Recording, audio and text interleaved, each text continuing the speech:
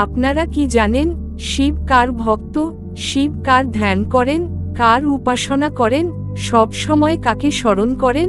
তো চলুন এ বিষয়ে বিস্তারিত জেনে নিই। আমরা সাধারণত শিবের অনেক মূর্তিতে শিবকে ধ্যানরত অবস্থায় দেখে থাকি, কারণ তিনি কারোর ধ্যান করছেন। কিন্তু কে সে? দেবী পার্বতী একবার শিবকে জিজ্ঞাসা করেছিলেন যে তিনি কাকে ধ্যান করেন।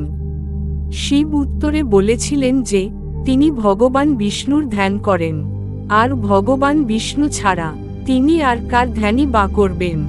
গরুড় মহাপুরাণ অনুসারে পিতামহ ব্রহ্মা একবার একই প্রশ্ন করেছিলেন শিবকে। তখনও শিব বলেছিলেন যে তিনি সেই সর্বশক্তিমান পরমেশ্বর ভগবান শ্রীবিষ্ণুর ধ্যান করছেন, যিনি তার ভক্তদের সবকিছু দিতে সক্ষম এবং যিনি সর্বত্র গমনে সক্ষম। শিব আরও বলেন যে তিনি ভগবান বিষ্ণুর আরাধনা করার অর্থেই গায়ে ভস্ম মেখে থাকেন।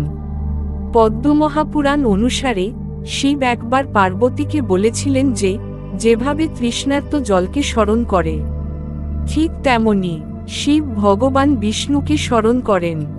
যেভাবে পতিব্রতা নারী তার পতিকে স্মরণ করেন, ঠিক সেভাবেই শিব ভগবান বিষ্ণুকে স্মরণ করেন।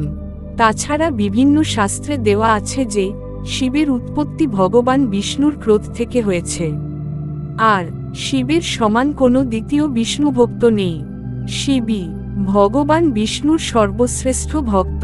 আশা করি আপনারা বুঝতে পেরেছেন। কমেন্ট বক্সে ওম নমো ভগবতে বাসুদেবায় লিখতে ভুলবেন না।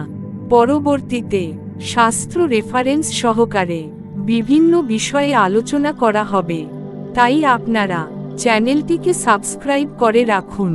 আপনারা কোন ধরনের ভিডিও দেখতে চান কমেন্ট বক্সে জানাবেন। হরে কৃষ্ণ।